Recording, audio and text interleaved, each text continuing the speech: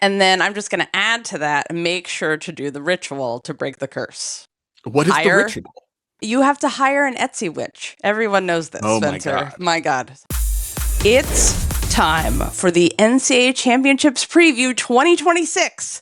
Also, Black Monday has continued for NCAA coaches through the week, but there were some renewals that we're going to tell you about. And how are the judges picked, and what is their oversight for NCAA championships? We have updates for you. Today is April 12th. That's when we're recording. And this week is NCAA championships in Fort Worth, including our live show. And welcome to GymCastic, the #1 gymnastics podcast in the galaxy. I'm Jessica, and I'm here with Spencer from the Balance Beam Situation, who will be there in person at our live show at NCAA's, along with our very special guest.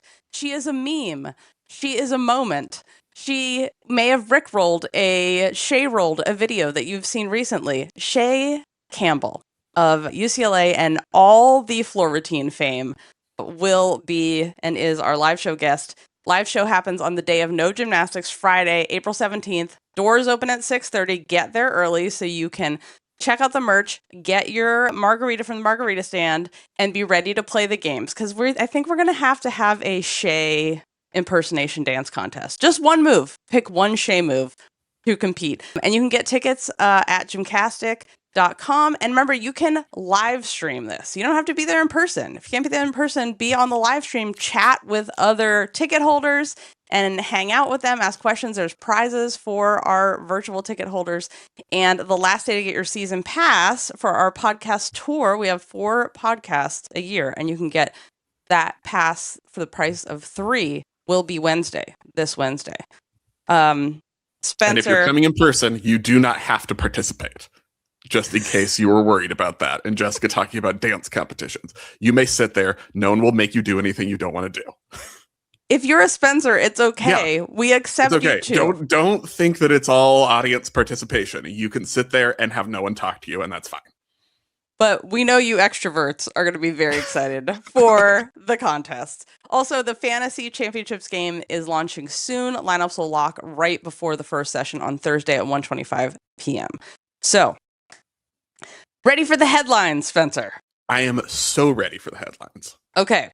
Fisk has a documentary out on BET. You can watch it on BET's YouTube channel, and I haven't had a chance to watch it yet, but I'm very excited to check this out. The short-lived but successful program hopefully will start a movement. We'll have more HBCUs, so that's out. We'll have a link in the show notes. Black Monday has continued. Shockingly to me, BYU has parted with their long time coach. His name, Guardian. The person you were talking about. His actual name. I thought they were just like, oh, we're the Mormons. We have billions of dollars. As long as people are happy, we don't care about coaching. But apparently not.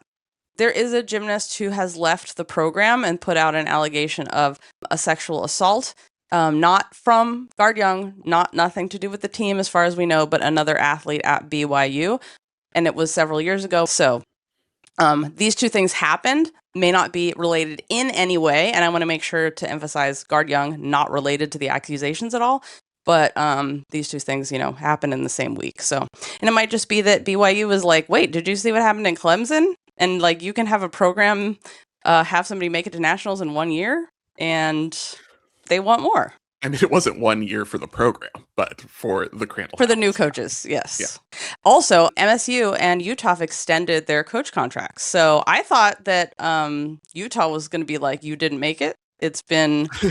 we make it. It's what we do. We're Utah, yeah. You didn't make it for the first time in 50 years. We have to get a new coach, but I think this is promising. The other news... Behind the scenes, if you are a subscriber, we had a longer conversation about the coaching openings and who our... dream selections would be. Like who go to we Auburn? We have ideas for you, is what we're saying. We are nothing if not full of great, excellent, and smart ideas for anyone who wants to actually do them. Yes, please follow our advice. There was this movie that was supposed to be a Kerri Strug biopic. Do I? Yes. Yes. And there's a lot of feelings about this. Like, how can you have a story about her without going into the curly culture and how it led to the Nassar culture and all this stuff? And people were very skeptical. And the movie has like continued to gain momentum. And now we had, I think it was Variety or Deadline, had an exclusive story. A source told them that Millie Bobby Brown, who was the shaved head character girl who grew up in a lab in Stranger Things, that's what people know her from, right? Yes, 11. no, I think that was, yes, it was an extreme, it was accurate and also extremely Jessica way of starting someone's explanation of someone's identity. Thank you. And so she was selected to play the main character, which I was like, this is the worst selection for a Kerri Strug ever, I think. There's nothing Kerri Strug about Millie Bobby Brown, but, you need a star to launch a project. She has, according to the story, parted ways with the project over creative differences with the producers. Which means since she is not doing it with Netflix was like, you couldn't keep the star that we gave you to make this a hit, so Netflix is not going to be the home of the show. It does not mean the movie's not happening. The movie can still be picked up by any other, company that wants to produce it. It means that it's not going to be on Netflix. I saw a lot of confusion of people like, oh, thank God this movie isn't going to be made. And I was like, no. Someone else can buy it. Were the creative differences over whether Kerri landed on one leg? That's what I think it was. Let's hope that that's what it was. Before we get to our Nationals preview, we have some updates for you. We are going to do a after the meet episode, both after the semifinals on Thursday and after the final on Saturday. Those will bookend, of course, our in-person live show on Friday. So 3 podcasts over 3 days from NCAA Nationals. And you know what? You should probably be a Club Gym Nerd member so you can get all the content like right when it happens. We also have merch. There's still time if you order now and pay for the fast shipping to get your merch. All available at gymcastic.com. All right. Let's do our NCAA Nationals preview. Will it be all chandeliers walking down a hallway with a gymnast on the back as Oklahoma runs away with the championship again? Well, we'll see. I noticed that you have skipped over my very excellent name for NCAA Nationals. That's very smart and creative.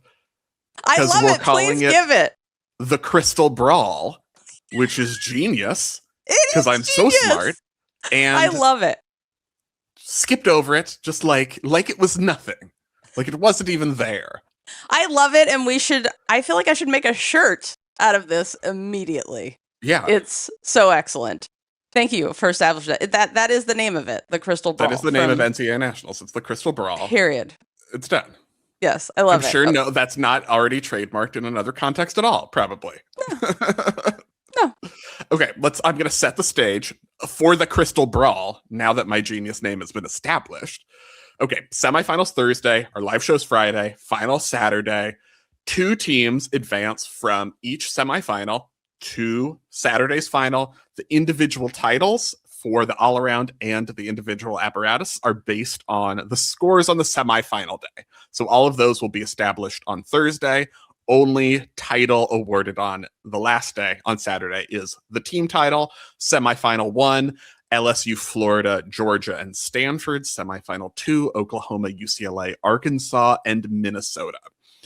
So by way of previewing the national championship, we like to talk about around here what victory looks like for different teams or different people, because victory is a much broader concept than how it's treated in the sports balls, where just you have a winner and nothing else. The NCAA finals are rarely as simple as 1 winner and 7 disappointed teams. Example, Missouri last year finished 3rd and was the happiest team of the 4 getting their trophies. Missouri was the happiest. Oklahoma was happy that they won, but not Missouri level. No one was happier than Missouri. There's a lot more different types of victory that happen. So rather than just say only here's who we think is going to win, here's who is in contention, let's talk about what victory is for different teams, whether they've already achieved it. Because I think we have an interesting breakdown of the teams this year where For 4 of the teams, you can kind of say the victory is getting here. That's a little condescending, maybe a little understating their ability. But what I mean by that is whatever happens at nationals won't stop this from being a successful season. It's already a win of a season, I would say, for Georgia, for Stanford, for Arkansas, and for Minnesota. They could go out there and like forget that the meet is happening and just take pictures on that Sundance Square Bowl or whatever it is that Jessica keeps talking about that's going on, and like miss the meet, and it would still be like, oh yeah, this was a really good finish for you this season. You exceeded the basement expectations. You did well. It was an accomplishment. There was a lot going on. So I think we have 4 teams who already have put a check mark next to this season in the good column, and 4 teams who did not come here to make friends and who expect that a win is a championship and a semifinal exit would be a loss. And that's LSU, Florida, Oklahoma, and UCLA. I think they're in the like, oh, second place is first loser and we expect to win. We're going here to win category. So we can talk about them sort of and what victory means for those different teams, starting with Group 1, our title picks. Do you want to start or should I start? You start. I'll start. Because you're starting with the team that would have to break the curse in order to win. I hope that's in your argument. It's not, because curses aren't real. But other than that, yes. Okay. I'm going to start talking about Florida and introduce a new segment called No Pressure, But. So, Florida, no pressure, but you need to win a championship. You should win this championship. You have not won in over a decade, not since Ron DeFane was the head coach of a college gymnastics team, so it was a different era. It was a prior time. Florida, you have the roster, you have recruited a bunch of elites, and the closest thing college gymnastics has to a transfer super team, with bringing in Selena Harris-Miranda, bringing in MJ Frazier, plus your Sky Blakely's, Kayla DiCello's, Riley McCusker. How does that roster not win? If you can't win with this roster, can you win ever? And particularly for me personally, I am very tired of having to say, well, they're the best team on paper with the most elites. But when it comes down to it, it's like when previewing the Chinese women's team for Worlds, like team finals, it's always like, they have the bars and beam, and on paper, all of the scores are there, but they never seem to put it together in the ball. It's like, that's what Florida is. I'm tired of it. We're done with it. Florida, you should win. Path to victory. In terms of the path to victory, I think a high-scoring meet overall is very good for Florida. If we're feeling the 9-9s, if the judges aren't like, this is nationals, we must have a sense of decorum, a clean routine as a 9-8. If they're feeling the 9-9s, I think that's very good for Florida because they have the most people in the most lineup spots who can go beyond that. Like all of the top teams, all of the title contenders have 995s in the anchor spot. They all have gymnasts who should get 995s. The Florida separator is when Sky Blakely goes up third, because she can get a 10, has on both bars and beam this year. Even a regular good one is often like a 995. If you're like, oh, it was great on bars, but we've decided that your leg separation on your dismount is a deduction, so we're going to go 995.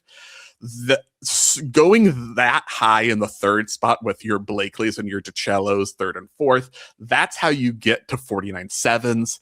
That's how Florida has the highest scoring potential. And so if everything's high, they can take advantage of that the most and be like a 9975 and another 9975, and we got another 9975. So yeah, I think victory comes if Sky Blakely, Kayla DiCello get anchor type scores in the middle of the lineups. So then Selena Harris also gets an anchor type score at the end of the lineup, and it's a whole lineup of anchors. Florida. And then I'm just going to add to that and make sure to do the ritual to break the curse. What is the ritual?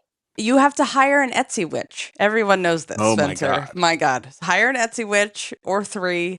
Okay, walk me through, because this is important journalism. Walk me through what the Etsy witch has to do in order to break the curse of Jessica's very famous curse that you can't win a national title with a second head coach after you already won with the previous head coach.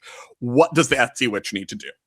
Well, first of all, I'm not an Etsy witch expert, but you need to, go on Etsy and look for one with very good reviews. And then, they have to know the old magic and the new, obviously. Okay. Mm-hmm. And then you'll probably have to have, sent them or be able to get them like a piece of, obviously horsehair is going to be part of it because horses are in this season. Horses are in Hamilton and horses. All 2026. The entire photo shoot and media guide for Oklahoma, which you can go and on Utah, our website, right? And Utah, right? It was like, oh, you both did horses. Well, Oklahoma obviously already hired the Etsy witch and was like, you took our idea. KJ Moonlights is an Etsy witch. You didn't know that? That's her part-time gig. Oh my God, this makes so much sense now. No wonder. What do you think she's doing with those beam talks? Those are spells, you guys. Those are full spells. There's going to have to be like a piece of, remember the year that they didn't win because the carpet wasn't stapled down on vault. So the mat kept moving. So you're going to need a staple, a piece of beam, a piece of mat. This seems very Oklahoma centric for a Florida ritual. Well, because you might have to just make sure everybody has a good experience and no one gets hurt, but also that you can break the curse. And then it's going to involve also some natural products from Florida. So a leaf, maybe a snake skin. That's what they have, that a are palm native leaf to Florida, like leaves. An indigenous native to Gainesville plant, organic material. Obviously, they're also going to need something from the old teams who won. It can be anything, a leotard, a sparkle, a crystal, perhaps, and then something from the student store couture line that Jenny has, which you can actually buy. And please, if it's going to be burned, let it be those silver space pants that she wore because she's so beautiful. I did not care for them, did not enhance her natural beauty. You need to be wearing masks if you burn those because those definitely have some toxins. Sure. That's not safely burnable to breathe that in. No, like a full mustard gas attack from World War I. Is the kind of thing that you need to be wearing. And then there'll be pour like some Florida swamp water in there. Exactly. Stir it around. Important. You want the power of the gators. Literally. Is there an alligator tooth? Oh, there's gonna have to be alligator skin, but vintage when it was okay to use them for whatever you make alligator into. Boots? Bags? Boots with the fur, apparently. Then you have to draw a beam with chalk. You have to do a salt circle around it, and then you need to read from the ancient tomes and the new in order to help everyone have a good and successful season, but also to break the curse. So good news. Thank you. That is the path to victory. Etsy witches reach out to Gator Gym on all platforms and let them know you're available. All right. So who do you think is going to win? Okay, so I shockingly think Oklahoma's probably going to win again. Because they're Oklahoma. They still have the same coaches that have helped them win throughout everything. They have a system. They also have a gym recovery system that might be better than the USOPC. It's definitely better than what USA Gymnastics offers their gymnasts when they go to camp. Everything you could possibly want and need is available to you. You will be the best athlete you can possibly be physically, as long as you love going to University of Oklahoma and all of that stuff. So I think they have everything in place to have another successful season. They're such excellent coaches. I wish all the gymnasts that go there would go into elite afterwards because they're so much better when they leave Oklahoma. And I just feel like, when your motto is, are you really on your highest toe? You can beat people over the head with that and to win again.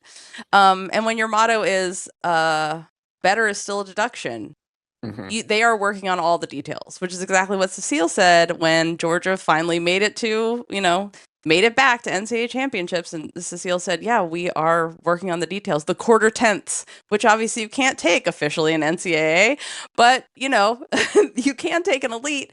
And those little tiny things that add up are you cannot take a quarter tenth in elite. Isn't there a quarter tenth deduction in elite? Oh, no, there isn't anymore. There used to be. Like it's a leftover. You went back. You hearkened back. Yes. I'm like, back in the day when you could take a quarter tenth. But we know that people add those up in their head and then put them together, which is what I'm referencing. That wasn't a full tenth or half a tenth. But so the details. They have it locked in. They have a system in place and all the support you could possibly need to make the system work. Now, the path to victory. Yeah. First, they're going to have to rehire their own Etsy witch to counteract the witch the Gators hired. This is how Jessica's going to sell out NCAA Nationals. It's just all witches. If someone will do like a ritual in the stands, please let us know so we can get that on camera. But it has to be for everyone to be successful, to have a great time, do their best, but your team wins. So the path to victory for Oklahoma. Angry gymnastics. Mm-hmm. Make sure the carpet on the vault podium is stapled and glued to the podium. So the mistakes of the past can never happen again. When they had 3 falls in a row. Was it 3 falls in a row? 3 falls total on vault. In my head, it's 17 falls. They had more falls than people who went in the lineup. Took themselves out in the first rotation. And then it's also to not think about winning. This is the thing. Do your minimum, Oklahoma, and you will win. Literally. They have to do the absolute minimum for their team, their absolute normal every day, and they will win nothing extra, and they can do it again. Like, I have all confidence that they are positioned to do that. So that's my vote. Let's move on to talk about our wild cards. I'm very interested. I want to talk about LSU because this is a team that I think is in an unusual position in some ways, in that if I'm drawing this up on paper, I'm saying, okay, I think, LSU's like 3rd place. Heavily influenced by SECs. When Florida was 1st, Oklahoma was 2nd, LSU was 3rd, admittedly. But my on-paper result would be like, oh yeah, LSU, okay, makes the final, 3rd place, Kalen Chae wins the all-around title. That's pretty solid, that's pretty good. But for LSU, they're not going to be happy with that's not a happy result for LSU. They very much didn't come here to make friends. They want to win. So I think there's maybe a disconnect between the internal and the external there. Cause I'm like, oh yeah, 3rd place. That would be good. Good job. 3rd place. And they'd be like, 3rd place. Yuck. But they definitely are in the category of teams that can win. They can win. It would not be shocking. It would not be an odd or surprising result, especially because when you look at that group of, when you can put up Amari Drayton, Kalia Lincoln, Connor McLean, Kalen Chae, that is the best executed run of routines that LSU has ever had in terms of the internal execution of the specific of the elements that everyone is doing in their routine. I think what they haven't had compared to some of the other teams or the LSU team that won in 2024 is that locked in, I'm going to stick every single landing, no wobbles, not a chance. Like, you're worried that there's going to be like kind of how they were in the regional final, which was a very good competition, but there was a lot of and by not Kalen Chae, like everyone else. Kalen Chae was the locked in of locked iniest. I'm going to stick every single landing gymnast, but it was a lot of like 9-8-5, 9-8-7-5, and then Kalen Chae. You're not going to be able to like step forward on a Yurchenko full for 9-8-5 in the 4th or 5th spot at nationals and win. But if everyone is performing as copy paste as Kalen Chae, find me the gymnasts who can beat them. Like, it's Kalia Lincoln, it's Amari Drayton, it's Connor McLean. They don't have execution problems. They're great executed gymnastics. So if you're sticking landings, if you're sticking your beam landings, if you're not wobbling on beam, if you're sticking your vault, who's going to beat that?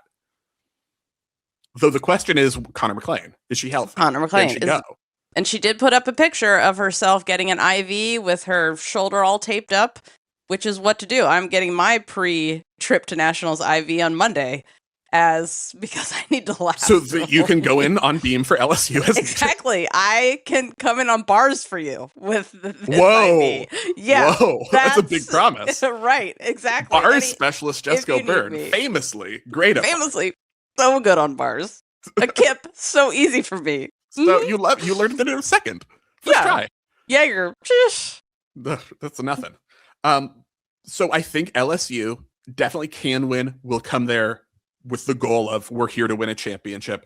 There is some extent to which I actually think making the final itself is a victory and a solid result for LSU. They were eliminated in the semifinal last year. So was Florida. So exercising those demons. We're bringing back the Etsy Witch. Exorcising is the other title of this. Use a witch to exorcise. Not exercising. You're doing enough exercise. You need to exorcise. Exorcise at the brawl. Prove the ranking that you've had all season is the actual ranking that you have when everyone's together at nationals. Also, LSU definitely got the tougher of the two semifinals. This is not a walk with Florida, LSU, Georgia, Stanford.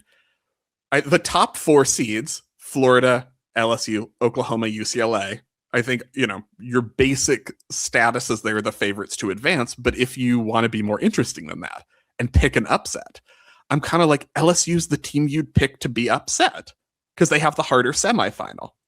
So getting that in that respect, like fending off Georgia and Stanford, or maybe Florida if they have a bad one, is also a strong result. Even though LSU is like, we're here to win. Yep. Very interesting to see what happens with Connor and if they try to save her for the final day or if she's ready. UCLA. Yeah, tell me about it. Because also kind of in an in-between, maybe odd position of what our expectations are. Right, because they have been, like many teams, have not been super consistent this year. Have had sort of a range of scores. I think why they could win? Floor magic. Their floor routines are so transcendently different than all the other teams as a whole, as an entity of routines, that I swear the judges forget to take deductions. I am legit. I think this actually happens because people are taken into the performance. And because they're like a judge might say, okay, that, vault might have had a deduction, or that might not have been the best full twisting double layout I've ever seen dismount on bars. It might have a little bit of a deduction, but is it absolutely the best full twisting double layout dismount that's being done in the NCAA? So I'm not going to take, and the hardest, so I'm not going to take a deduction on it. I think these are real things that happen, and I think they happen during UCLA's floor. Other teams have one or two routines that stand out, like Georgia, like an LSU, but all of them start to finish. You are taken in, and they dance the entire time. They also have the Jordan Chiles factor. Who's she? I know. No one's ever heard of her. No it's one's amazing talking about her enough. Yeah. that she has made such an impact But coming also, from nowhere. Even though we're saying that jokingly, also I feel like Kaylin Chio's kind of been given the all-around title, and I'm like, That's what. Yeah, I'm like, don't underestimate. Don't underestimate Jordan Chiles. This is Jordan Chiles. She's a legit threat for the all-around title when and she any hits, and any event title. Yeah, any and all event titles. And she can absolutely do it. And these routines are so easy for her. The gymnastics is so easy for her. The only time she's really had problems this season were when she was sick and decided to compete anyway, when she could have sat out of the meet. So she is a threat to everything, and she adds so much to the team. So she can be the thing that puts them over the edge. You can get 9-9s in the 4th and 5th spot if Jordan Chiles is anchoring with the 10 on every event, getting a 40 at nationals. Right. You can a lot less is expected of the teammates when you have a 10 in there. Which is also a legit serious thing that could happen. A 40 from Jordan Chiles or from Chae could absolutely happen. But there's more judges at championships. 6 judges. 6 judges. Average the middle 4. So that's why we get weirder, more decimal places. You get your 9.9625. Yeah. They're my favorite. More decimal places. Yeah. But, Chae has a deduction that's obvious on her feet and legs on her bar dismount, and Jordan has the same issue on her beam dismount. So, and her vault legs. So, it depends. I think it's way harder to do it, but it could absolutely happen because NCAA judging. So, but why would making a final actually be a victory for UCLA? Mm-hmm. I don't think they're going to win anything, but they have scored over a 198 twice this season. That has happened twice, which you're going to need over a 198 to make it to the final. Unless they tighten up. Unless the judges as a group kind of say, like, let's tamp it down. But yeah, based on what we've seen, I agree. Right. So, like, they could make it. So I think that is the, that would be the actual victory from them making the final. Because, like, Florida has done over a 198 5 times in a row, and they're the only team that's done that this season. Like, they have hit their stride and just, whoosh, this is our normal now. But they've had a lot of inconsistency this season. So I think that for them, making the top 4, making that final day will be a huge success. And then you never know what's going to happen on the final day. Crazy shit happens on the final day. A whole team falls off on beam. Everyone sits down their first vault. You never know. Like, with the pressure, I mean, the Corvallis, the Oregon State regional final was a great example of when the pressure gets to you, your brain kind of sometimes doesn't do what you think it's about to do. So I think making the final for UCLA would be consistent with their ranking all year. Like, they're the 4th place team. If someone else makes a mistake, they can get in there. But making the final should be a big success for them. Do we have a spoilers division? Oh, we certainly have a spoilers division. If anyone is gonna, those 4 teams that we've previewed, we've established, if anyone's gonna knock one of them out and get into the final in place of them, I'm going with Georgia. Georgia, in the initial sense, basically what I want to say. Don't worry about it.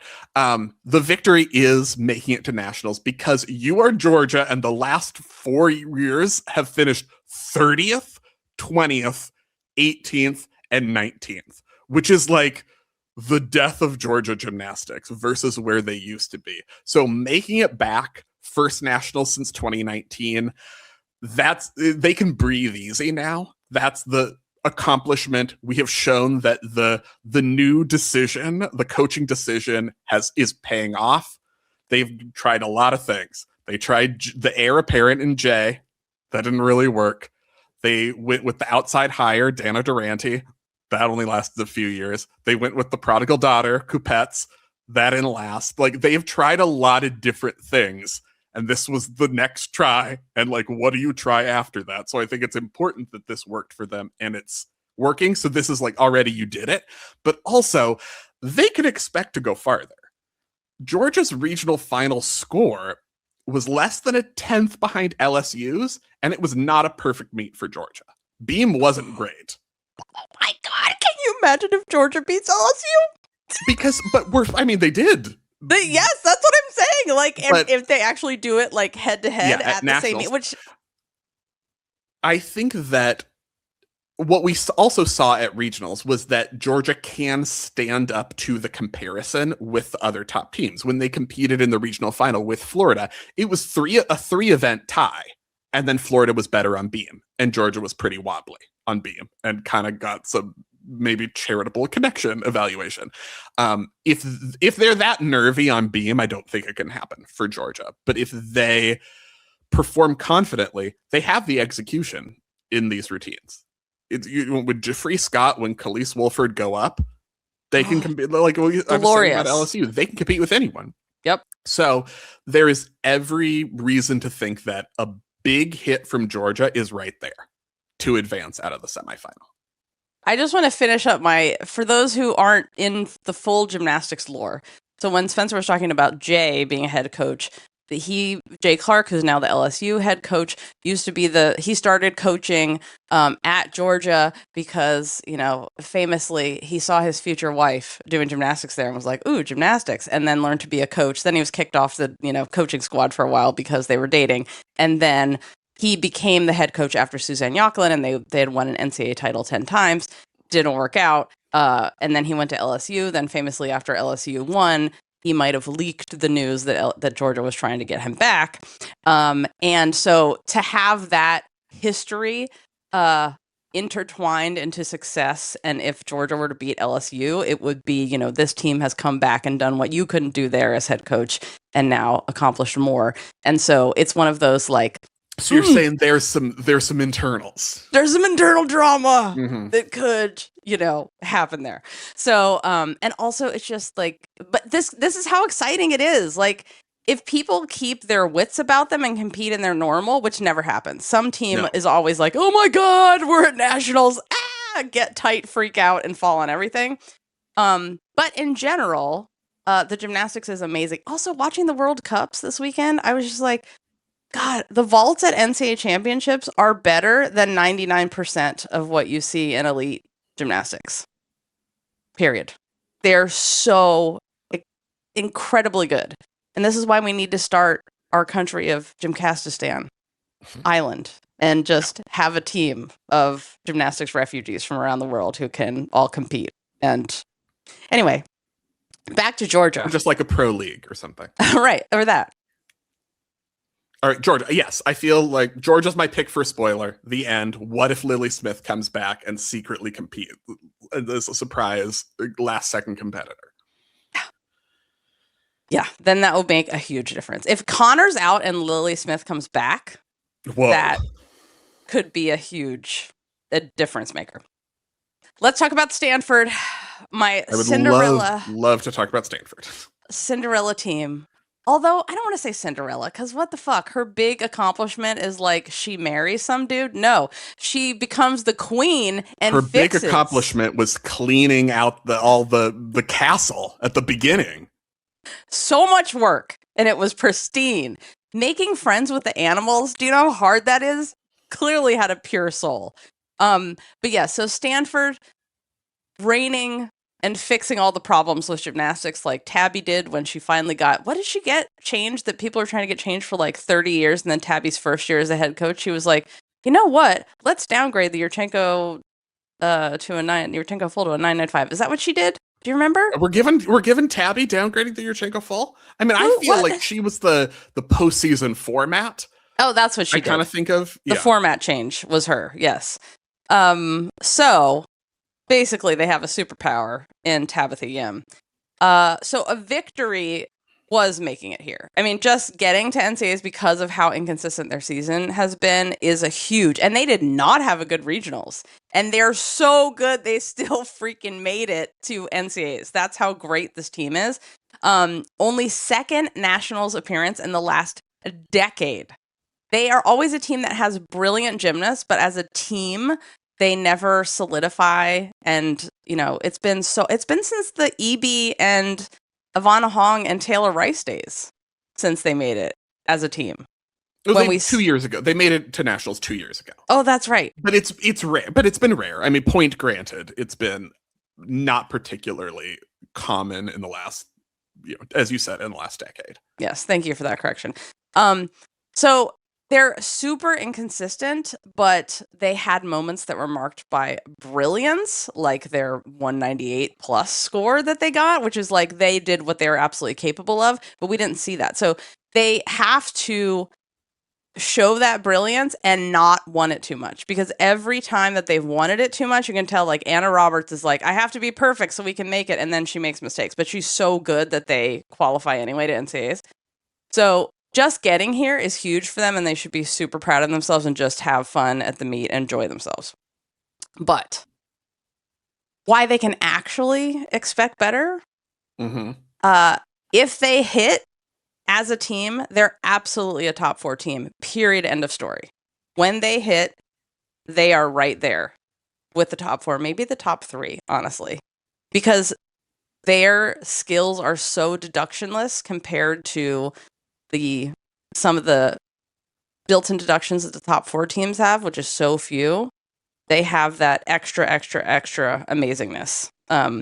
Also, the 198 plus score. They can do it. They absolutely can do it. And you're going to need that to make it be successful on the second day. They also have the Anna Roberts factor, the Levi Younger-Rivavar in her perfect form factor, the Barbosu factor, the reigning bronze medalist on floor. Asterisk. Cass has to retry the case. So among the reigning bronze medalists on floor. Yeah. So they can expect, and their potential is to make it to the final day. Moving on to our remaining teams at nationals, it's time to pull a Minnesota teams, including Minnesota, because that's what Minnesota did at the regional final. They were like, oh, all these teams you've talked about, no, it's us. I think, once again, I would put Minnesota in that category at nationals as well. Also, Arkansas. Definitely the victory has already been accomplished for Arkansas. Regardless of what happens, this is already going to be a top 4 result in the entire history of the program. It's already the season where they finally got the first 10 that Arkansas has ever gotten. So the benchmarks have already been met in a lot of respects for Arkansas. In terms of what a successful meet is, certainly if they were to get to the final, that would just be, above and beyond amazing result. But in the current postseason format, 7th is the best Arkansas has ever done. So a solid hit, even 3rd place in your semifinal, 6th overall, that's a huge win. That's an extremely strong result for Arkansas and should be considered, even though it'll be like, oh, they didn't advance. Like a hit and placing not 8th, those are really good things. And you can hang your hat on them. And individual medals, trophies, the little individual little trophies are very realistic. Joss Robertson can get there on beam and floor. Morgan Price, if she does the all around, we'll see if she does floor. She has been, but she has that 10 on vault. I think they can place very well, have historic placements in the individual category as well. And those would be, a victory for Arkansas. I agree. I'm going to ask you about Arkansas. Only you can really answer that question. Do you think we're going to get, I feel like Morgan is capable of at least 2 10s Well, she has career 10s on vault and bars. Right. And so she is capable of at least 2 10s because it has happened. Yeah. And I'm like, could this happen here? But there's so many more judges. But then I hope they use all the numbers like our t-shirt says. Okay. Minnesota. Yeah. Important things. Why the victory was making it here. First of all, it totally was, because the last time they made it was 2022, which was a huge deal. They absolutely destroyed the competition at regionals. Like, they hands down deserved to go, were the team that should have made it. They undisputedly earned their spot. And they proved this is sports. When it comes time, only what happens in that moment matters.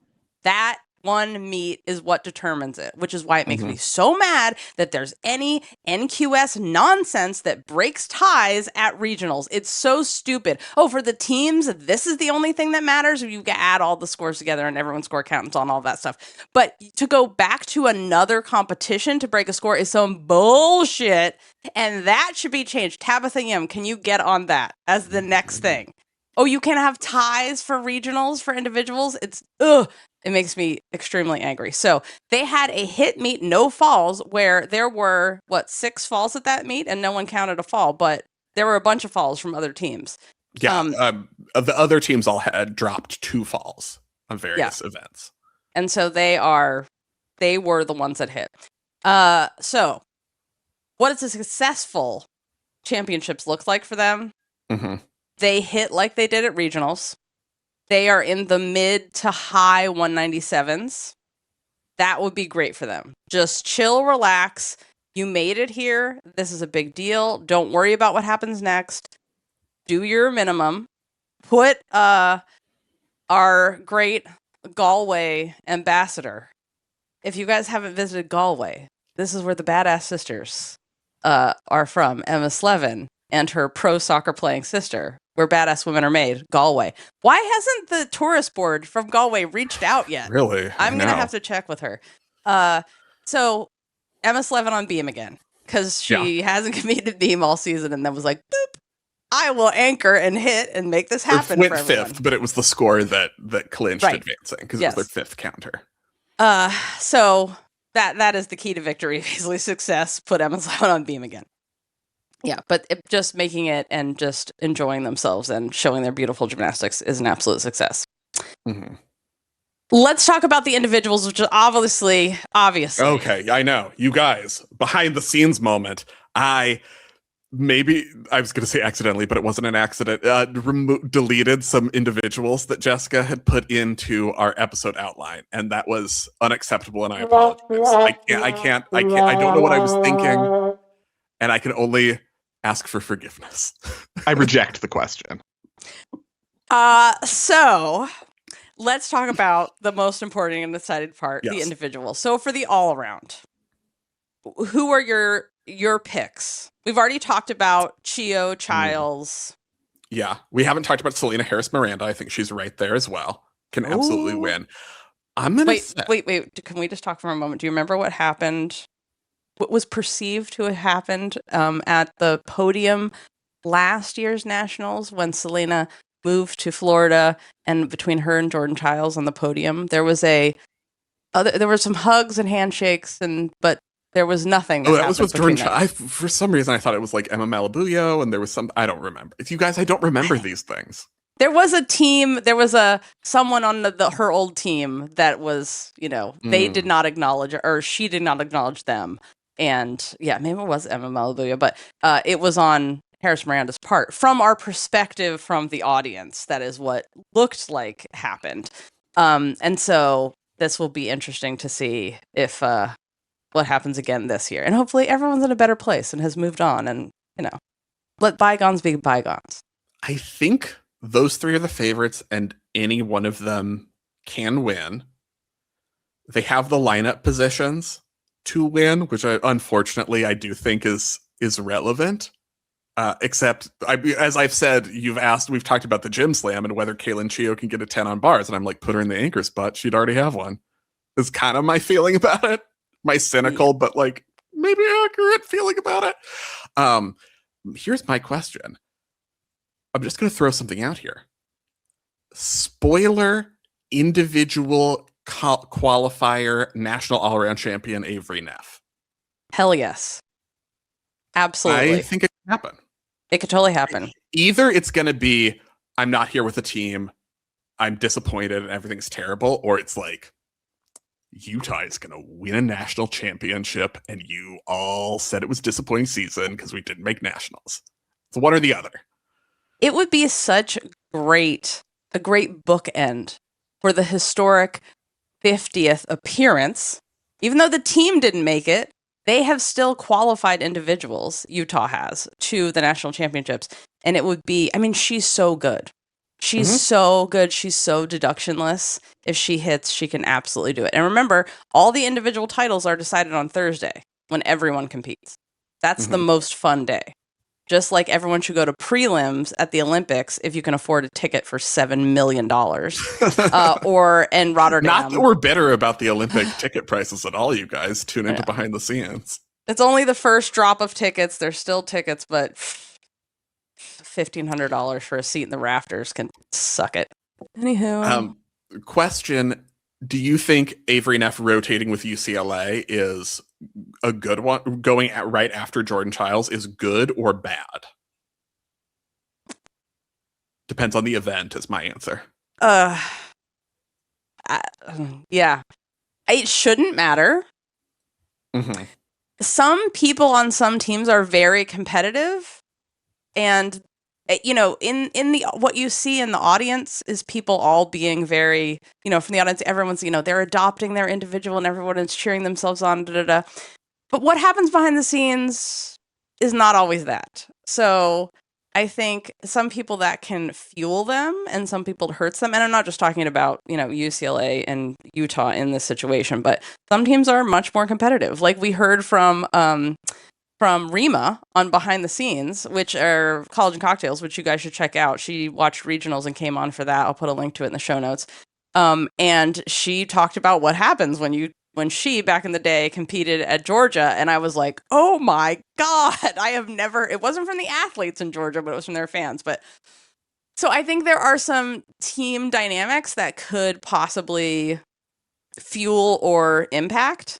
I love that I proposed that question thinking purely about scoring routines, score building, and you were like, and you immediately went and were like, the feelings of the matter are this. And I was like, I didn't even remotely consider it. I was like, well, on vault, she has very good form. So if they go really high for Jordan Chiles, but are also saying she has maybe a leg separation, then Avery Neff doesn't have a leg.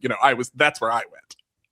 And then I was like, floor, Jordan, she doesn't perform like Jordan Chiles, so maybe it's like a letdown. It's gonna hurt her. Yeah. From the judges' perspective, they should just do their jobs, and it shouldn't matter where you go in the lineup. And I have total faith that the judges will do that. These are obviously the best of the best judges who haven't had any complaints against them, or at least not 5. We'll go into that soon. And so I think, it's a potential it could bump Avery, but I also think it's who you rotate with can sometimes affect what happens. So, and there's Anna Roberts, obviously, right there as an all-arounder. Stanford with the best form of this entire group, hands down, has the best form. What if Maggie Slife won? That's the thing. I was like, this would be so huge. I don't think there's ever been a winner from a military academy. No. Ever. Because it's just insane that anyone's even made it this far from a military academy. But we had it on the men's side too. We have Irish hoops. Yes. Patty Hoops. Irish hoops. Also from Air Force. It's almost like training at altitude gives you an advantage. I'm just saying. Oh, speaking of altitude, let me just tell you guys. Cardi B doing her show in doing her show in Denver had to have oxygen between sets and was like, this is no joke. This altitude no joke. And I was like, see, told you guys. Even affects Cardi B. So you have to imagine doing your floor routines while singing at the same time. It is difficult. This is why Taylor Swift has to run and sing her entire 3-hour show. The cardio is no joke for these athlete, performer, singer people. Cardio, very important for singing. Obviously, you know that as a theater kid. You obviously did this too in your theater days, right? Treadmill, running, singing at the same time. Who do you think what world are you living in right now? Anyway, the Air Force Academy is even higher than Denver. So extra advantage to her. And our gymnastics is also so clean and so exciting and so hard. Okay, other individual qualifiers. Yeah. I'm very sorry for deleting it. Tell me what you need to tell me. Thank you. So people to shout out. Orly Tran on bars. Got a 10 from Iowa. She could absolutely do it again. Canadian goddess. I am putting an asterisk next to her name. From Sage Iowa Kellerman. City, Canada. She's from Frenchy French part of Canada, too. That's why her name has an accent aigu. And so I hope, since they finally found the Enya on the keyboard at NCAAs in America, that hopefully they will also find the accent aigu for Orly Trans. And I would also like to apologize that our automatic transcription program translated her name as Orally with an O. Thank you to the people that caught that so I could fix it, because that is a slight against all of French Canadian areas. Okay, Sage Kellerman for vault. It's so good. It's so clean. It's so high. It is absolutely deserving. I would rather see Sage Kellerman at the Brawl of Crystals from MSU win a vault title than a harder vault with not as good form. Mm-hmm. Mm-hmm. The thing that separates NCAA gymnastics from elite is you have to have perfect form to win. And the NCAA judges have gotten that wrong in the past. This is why I harp on hip angle and how it has to be straight, and you have to judge by the long bones and not by the muscles. I think that she absolutely has a shot at this. Kreslin Bros and Bree Clark on floor. Bree Clark from Clemson, their one qualifier, their first ever qualifier in NCAA championships. She could bring back the Biles. Look for it. A Biles in Texas, a mere miles away from Simone Biles' custom-built new home, where she has 4 washer and dryers because she and her husband like to do their own laundry. Bless. Sports Center top 10 on speed dial. But it's a great stage for her to do that, and it's your last meet ever. Go for it. Like, who cares what happens on your Biles? Right? Like, do we think she's going to win the national championship on floor? Probably not. If she sticks a Biles, sure. Yeah, if she sticks a Biles, anything has happened. Sticks a Biles and does. She doesn't really. It's a very clean routine. It's Yes. a very, like, she can stick that second pass most of the time. The way she rises out of that front tuck, I think her leaps are high and around.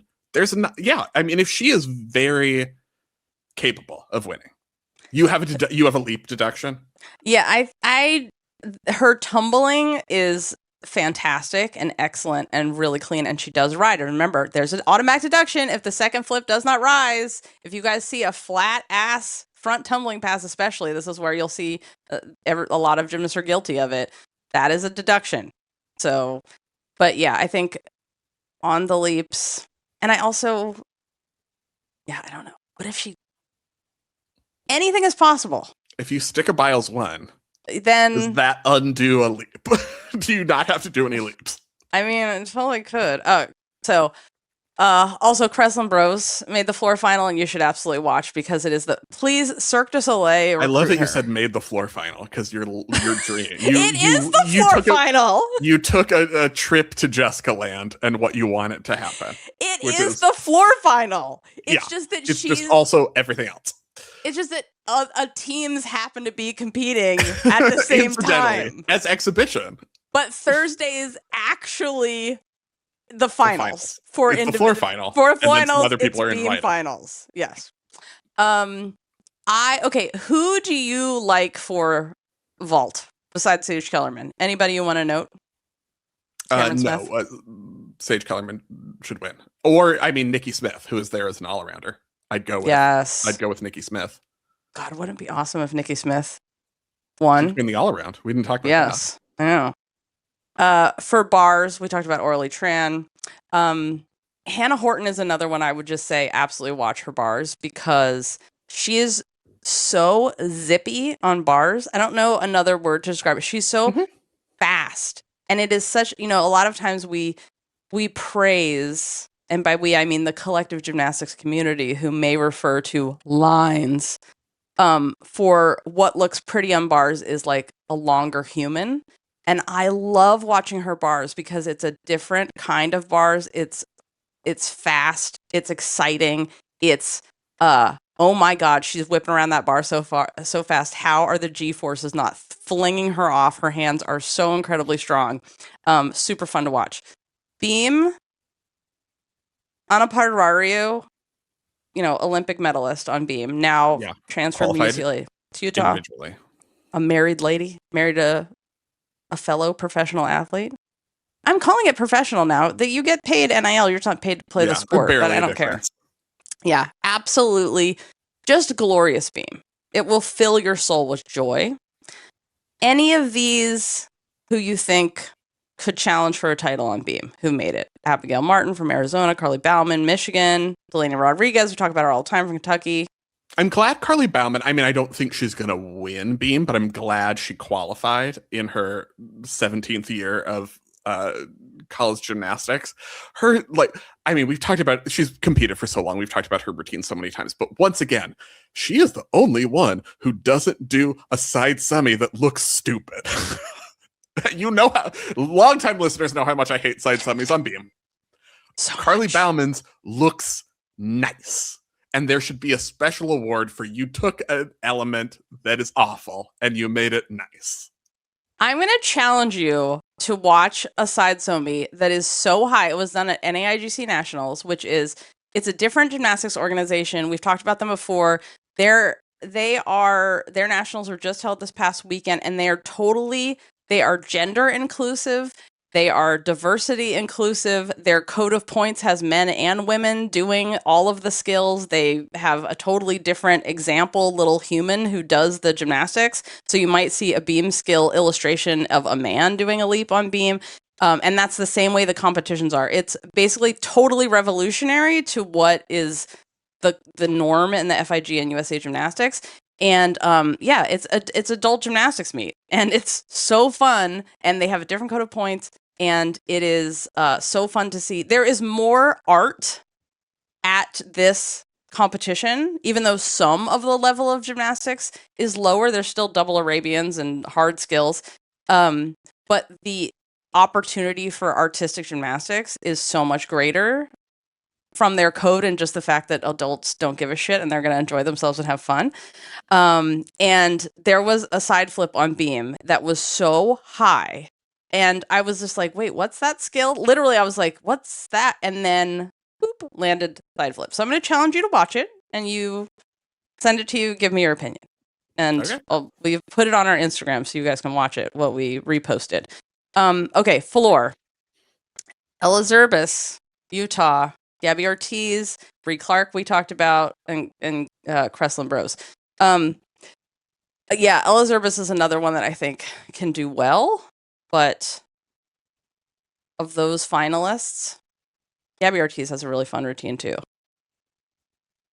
But look out for them. It's very exciting to watch the floor finals on Thursday. and let me just remind everyone, you don't have to download it, you can do it from the web, but have Verdius open, because you cannot follow the individual championships, the floor finals, beam finals, without Verdius. They do not post at all in the arena who is leading on each event or the all-around. It's fucking criminal. And it's very clear that the NCAA is like, can't we just get rid of this? And it's my favorite part, so they better not. Anywho, Verdius, that's the app. Next up, I want to talk about the judging. We had a interview with a judge and coach, Jason Button, who talked about his experience judging, and basically was like, there's no accountability in NCAA with the judges. And we'll link to that interview if you haven't listened to it. It got a lot of attention. And I wanted to look into, what he had said. What is the case when it comes to accountability and evaluation of the judges? We know we have the scoreboard, which is established by the NCAA coaches really push for that, which is a study they are doing where there is a board of judges with a lot of experience, and they would evaluate judges judging from a very specific angle, and give the judges feedback, note anyone that was not judging up to the standard. And then the second year of that pilot program, a bunch of judges said, we don't want our names published anywhere, and we also don't want to be part of this program. You can't make us. So a bunch of people opted out of it. But in terms of accountability, that's kind of the only real accountability, because otherwise the judges are evaluated on what their peers think of them and what the coaches think of them. So there is a document which the NCAA puts out, which is the National Championship Women's Gymnastics Pre-Champs Manual, Appendix C, of how the judges are chosen. The NCO will provide a list of all judges eligible for selection as the national meet referee to the committee. The list will include each judge's name, season score, rating, years of college experience, and whether they judged postseason in 2025. Is there anything in there that you had never heard about until I started screaming about it? I did ask you what the season score was. Right. And this judge's season score, I was like, oh, that sounds promising. Like, this must have to do with like how good they are in evaluation of their performance. Are they judging by the code?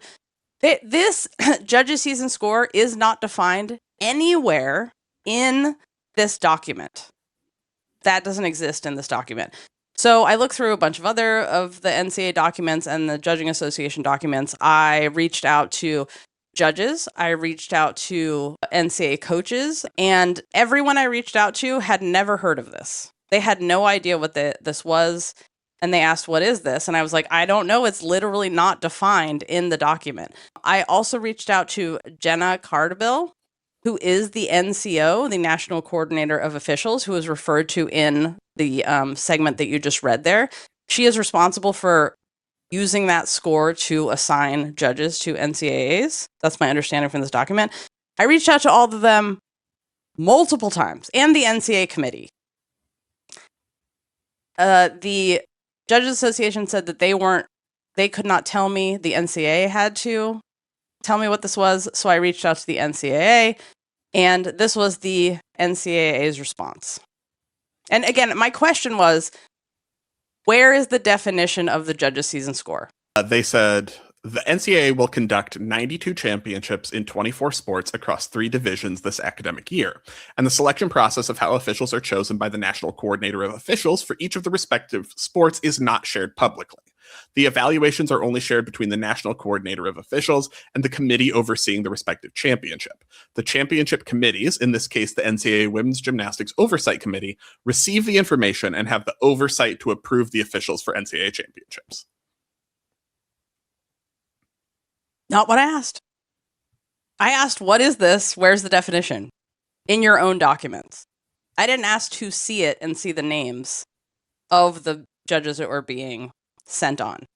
What do you think of this response?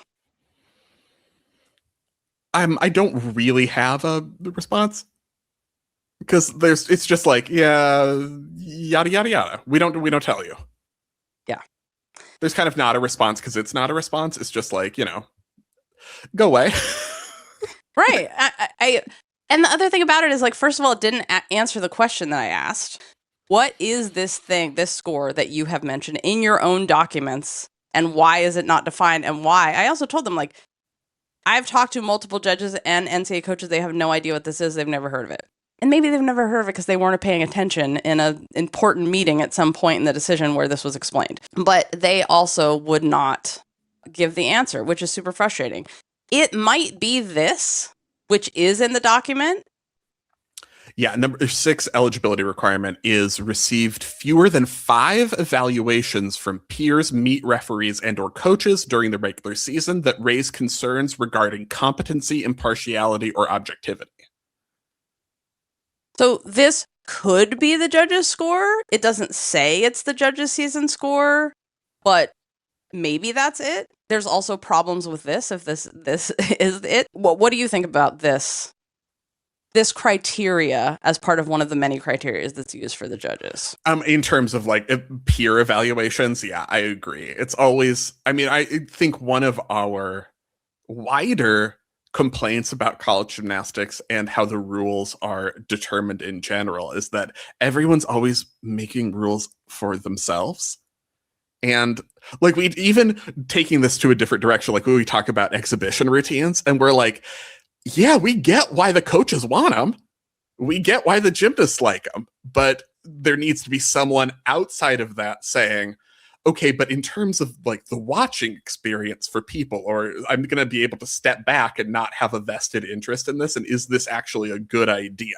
And that's kind of a similar situation with the judging and oversight and all of these, where you want someone to be stepping back who is not invested in it. No personal relationships, all of that, who's able to say, here's what's going on from an outside perspective. And we don't really have that. And I think the inherent problem with having the coaches evaluate the judges is, like, obviously they have a vested interest for their literal jobs in having higher scores. It's a total conflict of interest that should prevent them from doing this kind of evaluation. There have been changes made in how the judges are selected and the judges' criteria in the last 2 years. Now in 2026, the selection, they randomize using a computerized tool from the eligible pool and assign the judges. The meet referee has to have a minimum of 18 years of collegiate judging experience. There can't be more than 2 judges from the same state assigned to NCAAs. Greg Marsden had something to say, as he usually does. Ask Greg Marsden for a quote or an interview, and he will write you an essay on social media. This is what we love about him. So Greg Marsden, longtime coach, grandfather of winning NCAA championships at Utah, and this is what he had to say.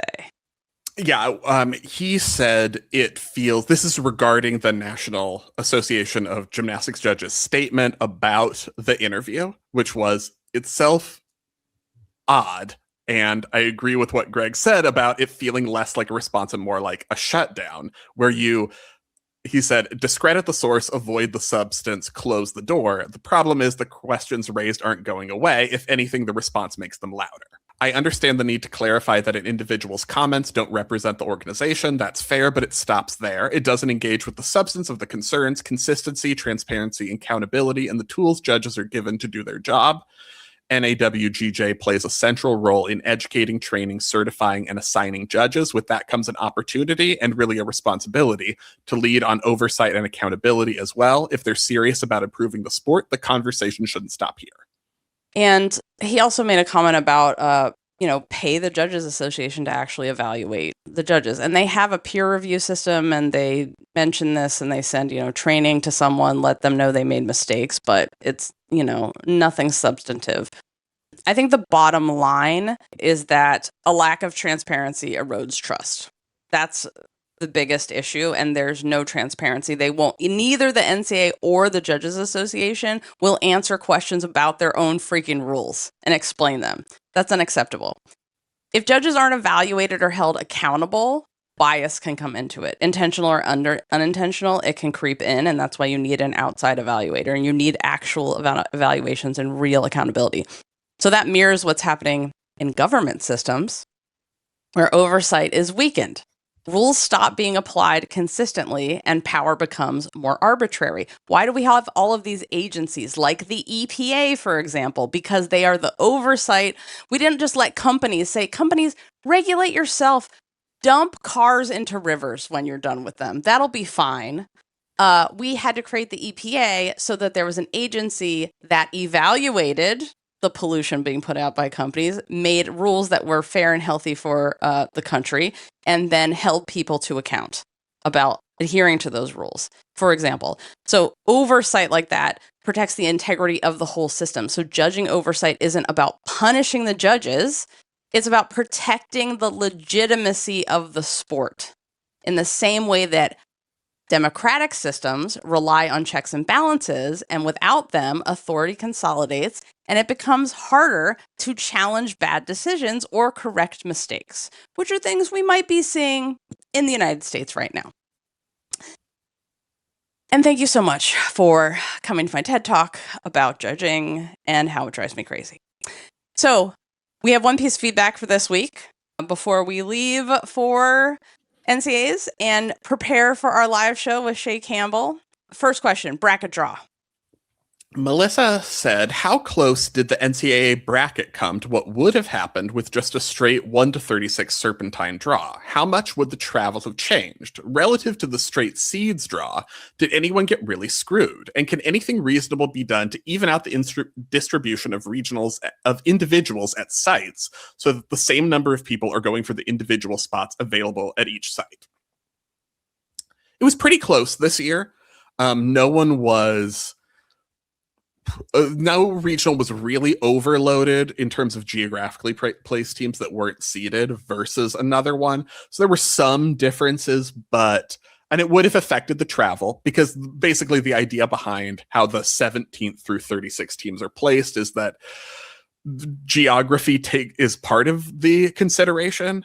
So if you didn't do that, you would have had, Penn State has to go to Oregon, travel across the country to Oregon State for their regional and things like that. So the travel would have changed. But the overall, there wasn't like a team got a really, really bad one or a really, really soft one this year. There has been in the past. But it's all about the geographic rules. So in terms of evening things out, if you don't have to have teams travel as close as possible, you can make it a lot easier. But there are rules about limiting travel. which are crazy when you see how the teams are traveling now and they finish a meet at 8 p.m. and then there are 9 or 10 and then they're getting on a red eye to go back to school on Monday. It's just, I can't even.